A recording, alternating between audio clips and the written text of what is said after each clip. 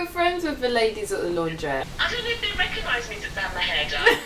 As a child, we moved around a lot, so like home was never very static.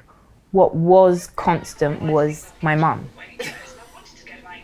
I think part of my reason in moving here was because I was like, I need to cut the umbilical cord, I need to do my own thing.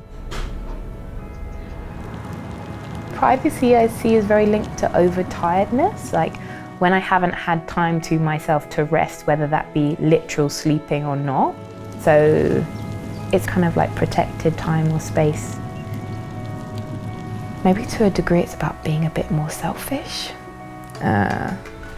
Ultimately it's not really selfish, like me taking time for myself is going to make me be better when I do engage with people. So it's for everyone's benefit, really. Home for me should be a place of peace and calm and serenity, and a place that you can come to for refuge. When I moved here, I wanted to kind of make a space that felt stable and grounding for me. My family are from Zimbabwe, so I'll sometimes cook traditional Zimbabwean food. So yeah, I don't know if I cook it as perfectly as someone that grew up there, but my granny definitely taught me well. So it always makes me feel nice when I get to cook something that reminds me of that other home.